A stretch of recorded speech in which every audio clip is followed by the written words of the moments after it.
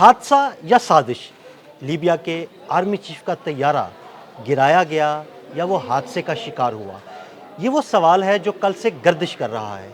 और अगर इसके पीछे कोई साजिश छुपी हुई है तो उसकी वजूहात क्या हो सकती हैं। आमिर रज़ा मेरे साथ मौजूद हैं, उनसे बात करते हैं। आमिर भाई, एक बड़ा मुस्लिम मुल्क, उसके आर्मी चीफ का तैयारा हादसे का शिकार हुआ, आर्मी चीफ जाँ बहक हो गए।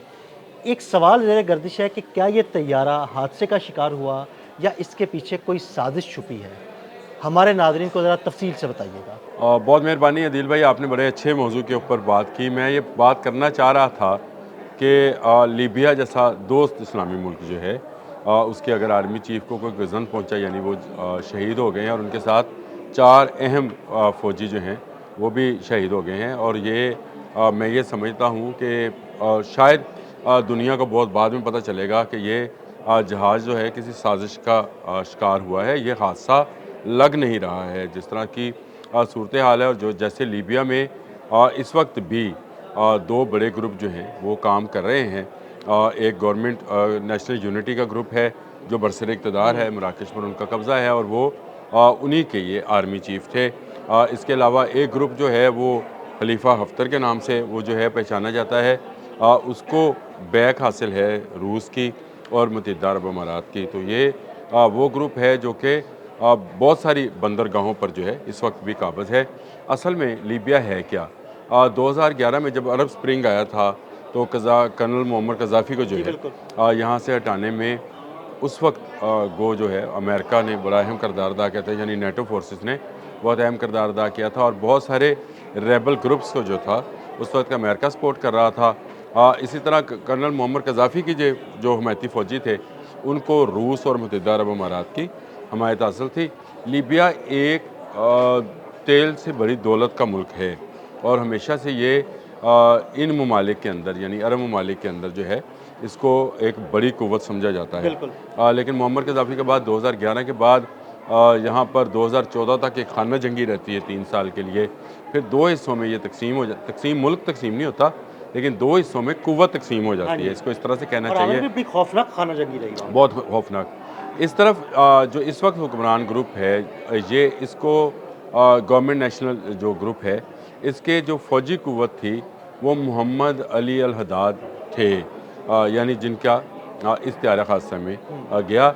ये नेटो के बहुत करीब थे, अमेरिका के बहुत करीब थे, और सबसे करीब ये तुर्की के थे। पिछले 1 दहाई के अंदर इन्होंने सबसे ज़्यादा जो दौरे किए हैं वो तुर्की के किए हैं, इस्तांबुल के किए हैं। ये अपनी फ़ौजी क़ुव्वत को जो कि बिखरी हुई थी, जिस तरह से मैंने आपको बताया कि उनकी फ़ौज उस वक्त ही लीबिया की फ़ौज 2 हिस्सों में तकसीम हुई थी। एक में इस वक्त फ़ील्ड मार्शल हफ्तर जो हैं वो कमांड कर रहे हैं, और दूसरी तरफ मोहम्मद अली अल हद्दाद करते थे। ये दोनों ग्रुप जो थे आपस में बाहम बरसरे पैकार भी थे, यानी हल्की फुल्की इनके दरमियान लगी भी रहती थी। लेकिन बहुत सारी क़ुव्वतों के खौफ से, क्योंकि लीबिया एक बड़ी आलमी जंग का मरकज़ बन सकता है। एक तरफ नेटो के तमाम मफादात लीबिया से जुड़े हैं, दूसरी तरफ रशिया के तमाम मफादात जो हैं वो जुड़े हैं। तो इससे मतलब ये है कि 2 बड़ी क़ुव्वतों के मफादात लीबिया में मौजूद है, और लीबिया तेल की दौलत से माला माल मुल्क है। इसके अपने वसाइल बहुत सारे हैं, इसकी अपनी जो चीज़ें हैं बहुत सारी हैं। मोअम्मर कज़ाफ़ी ने बहुत तरक्की भी दी थी और वहाँ के अवाम बहुत खुशहाल थे। लेकिन आमिर भाई, मोहम्मद कज़ाफ़ी के बाद खाना जंगी शुरू हुई तो अब तो बहुत ही बुरा हाल हो गया जी। वहाँ पे तलीम, सेहत, ये सब फ्री था, ट्रांसपोर्ट भी। कज़ाफ़ी तक तो बहुत ज़बरदस्त मतलब वहाँ पे सूरत हाल चलती रही। लेकिन वो जो अरब स्प्रिंग था उसमें कई मुस्लिम ममालिक ऐसे भी थे जो कि जिनके हुक्मरान अच्छे थे, लेकिन उस स्प्रिंग के अंदर आके, यानी उस लहर के अंदर या उस बहार के अंदर आकर लोगों ने अपने अपने हुक्मरानों को जो है वो डिक्लेयर किया, और अपनी तरफ से उन्होंने जमहूरी हुकूमत लानी चाहिए।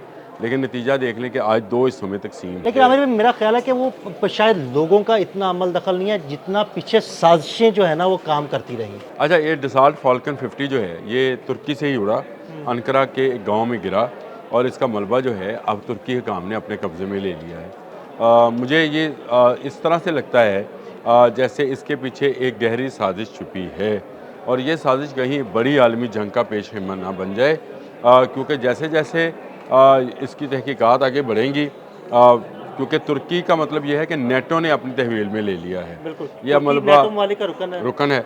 اب یہ لیبیا کو نہیں ملے گا۔ ہو یہ رہا تھا کہ میں نے جو بات کرنا چاہ رہا تھا پھر میں خود بھی اس سے سراسا ہٹ گیا۔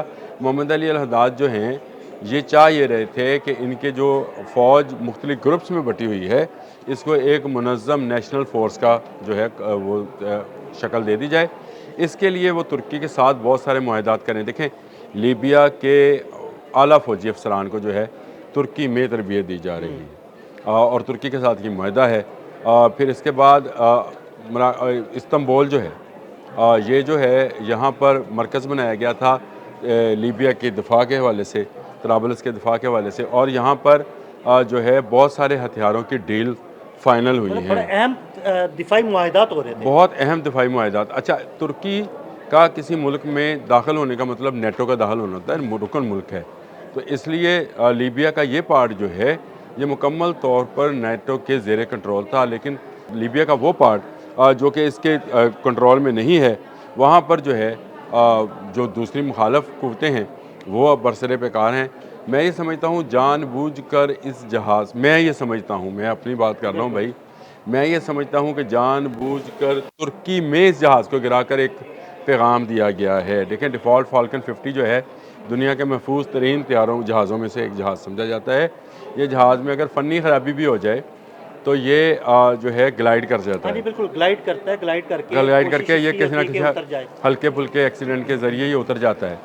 یہ اس جہاز کا تباہ ہونا اور ایک آرمی چیف اور اس کے ساتھ 4 مزید فوجی افسران کا ساتھ ہونا، پھر ان کا ایک فوٹوگرافر بھی تھا اس جہاز کے اندر، اور یہ بہت فریکوینٹلی جو ہے طرابلس اور استنبول کا رابطے میں جو برج تھا وہ یہی جنرل جو تھے برج تھے محمد علی۔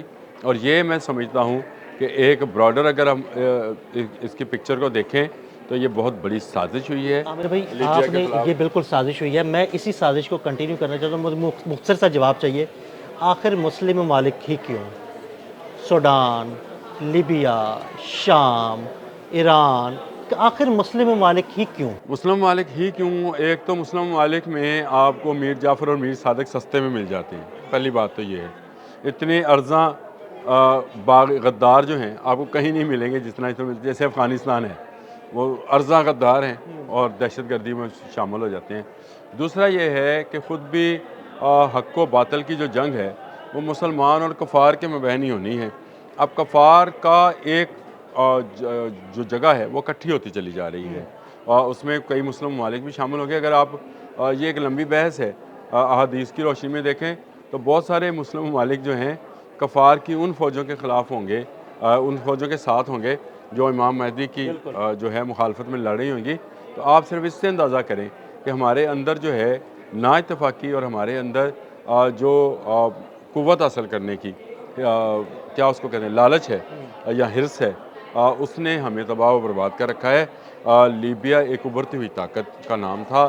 لیبیا میں امن ہونے کا مطلب یہ ہے کہ لیبیا ترکی کے ساتھ شانہ بہ شانہ کھڑا ہوتا تو مسلم دنیا کو ایک نئی طاقت جو ہے سامنے آتی۔ ترکی دیکھیں نیٹو کا رکن ملک ضرور ہے، لیکن اگر اسرائیل کے لیے کوئی تھریٹ ملک ہے تو وہ بھی ترکی ہے۔ بالکل ایسے تو ترکی ایک اسلامی ممالک کے لیے ایک ایسا دوست ملک ہے جو کہ ان کو بہت ساری دفاعی ٹیکنالوجی، جیسے لیبیا کے ساتھ انہوں نے مختلف ریڈارز اور ان مینڈ جہازوں کا معاہدہ کیا، پھر میزائلز کا معاہدہ کیا، تو ترکی کے ساتھ ان کا بڑا زبردست ریلیشن بنتا چلا جا رہا تھا۔